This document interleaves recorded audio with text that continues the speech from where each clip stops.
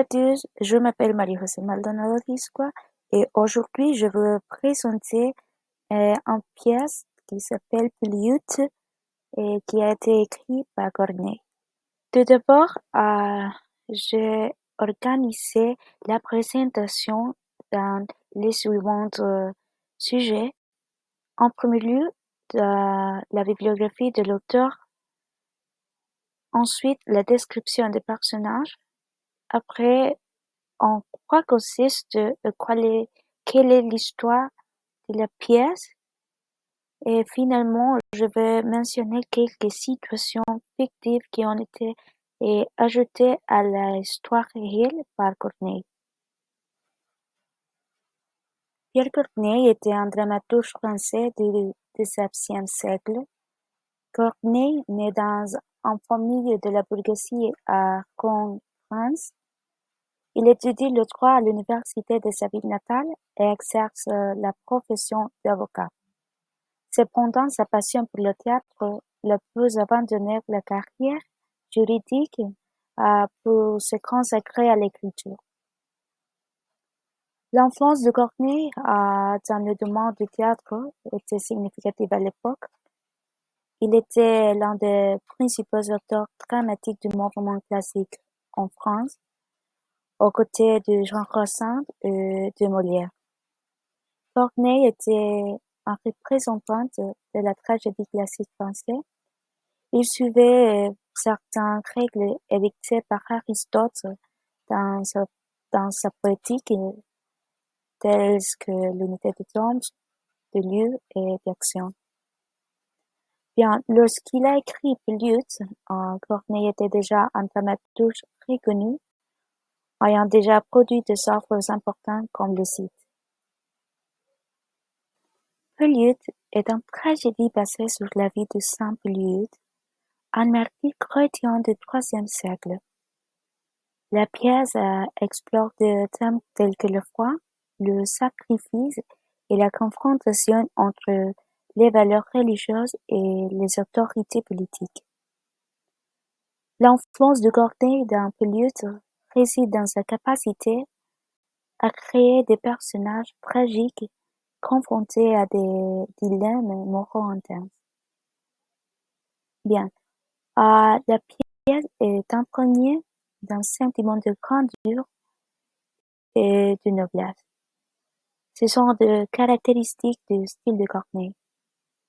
Son influence tend également à sa maîtrise du vers et à sa capacité à exprimer les passions humaines à travers un langage poétique. De plus, Corneille a joué un rôle majeur dans le développement du théâtre classique et Pliute est l'exemple de son talent pour créer des tragédies puissantes et aussi émotionnelles qui ont laissé un encontre durable sur la littérature dramatique française. Pliute, c'est le personnage principal de la pièce. Il est un noble arménien converti au christianisme. Il est marié à Pauline et se trouve confronté à un dilemme entre sa foi chrétienne et ses devoirs envers l'empereur romain, car il doit sacrifier au dieu Pan. Pauline, épouse de Pliute, il est déchiré entre son amour pour son mari et son devoir envers les dieux romains. Son personnage joue un rôle crucial dans le développement de l'intrigue, car elle est tiraillée entre son attachement à Pliute et sa loyauté envers son père, Félix. Finalement, Félix est le père de Pauline. Félix est un personnage complet qui se retrouve déchiré entre son amitié pour Pliute et aussi son devoir envers l'Empire romain. Son conflit intérieur contribue à l'intensité dramatique de la pièce. D'accord, on va continuer avec Sévère, que c'était un soldat qui était amoureux de Pauline. Après Niarque, un ami de Pliute et fils de Félix, Straténis, qui est le confident de Pauline, Alban, c'est le confident de Félix, et Cléon, qui était le domestique de Félix. À continuation, je vais partager avec vous un petit résumé de l'œuvre que je fais après ma lecture. Dans le premier acte, le drame est introduit avec des débats sur la conversion au christianisme de Polyeucte. Pauline, l'épouse de Polyeucte, exprime des doutes sur son amour et aussi le rêve inquiétant de vengeance de partie de Sévère à Polyeucte. Les scènes se terminent par le retour de Sévère et maintenant dans une position plus élevée que le père de Pauline. Dans le deuxième acte, Sévère, amoureux de Pauline, découvre qu'il est marié à Polyeucte. Après, Pauline et Polyeucte ont en conversation sur la foi de ce dernier, et Pauline révèle ensuite et scrutinise le rêve de Sévère et ses vengeurs de Polyeucte. Après, un sacrifice est alors annoncé dans l'église, et finalement Pauline supplie Polyeucte de ne pas aller car elle craint qu'il va mourir là. Mais Polyeucte décide d'assister à Véniarque malgré les risques. Dans le acte 3, Pauline s'inquiète de ce qui se passe à l'église.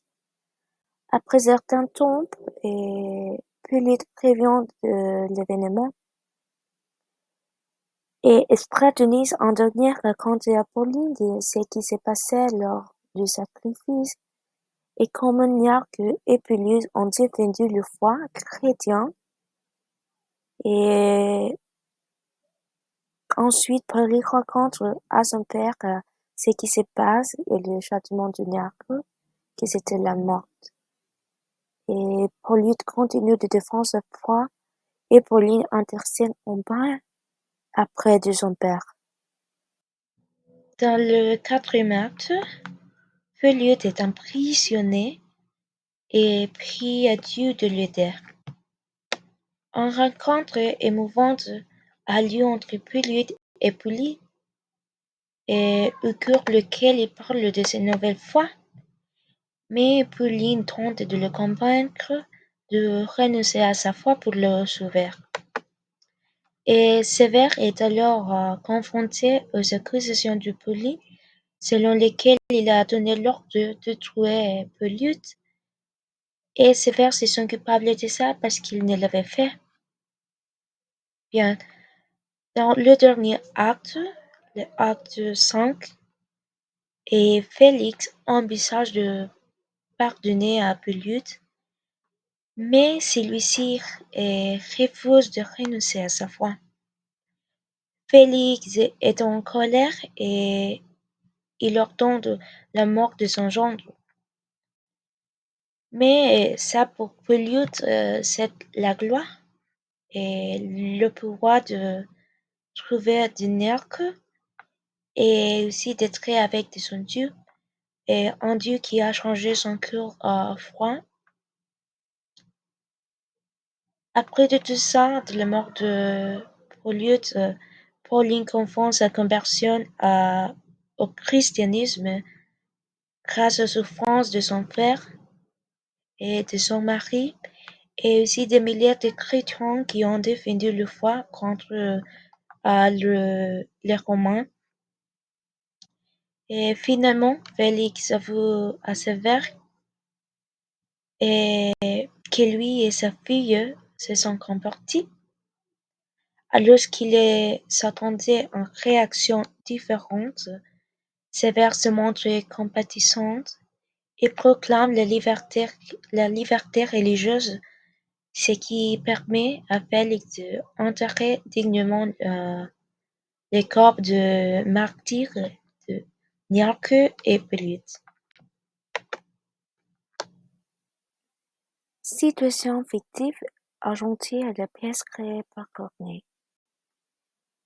Bien, dans Polyeucte de Corneille, des éléments dramatiques ont été ajoutés pour anticiper les conflits. Par exemple, la tension entre Poliud et Sévère, deux amoureux de Pauline. Et ces situations est accentuée pour souligner le dilemme amoureux et religieux. Le baptême de Poliud et son refus ultérieur de renier sa foi et lors du sacrifice dans l'église sont des ajouts qui dramatisent la résilience du personnage et face à la diversité. En outre, la relation entre Pauline et Sévère est explorée et leur interaction ajoute à la complexité des personnages. Courtney souligne également le courage et la détermination de Poliud face aux conséquences de sa conversion. Ces éléments supplémentaires enrichissent la narration et confèrent une dimension émotionnelle au personnage, créant ainsi un drame théâtral plus profond.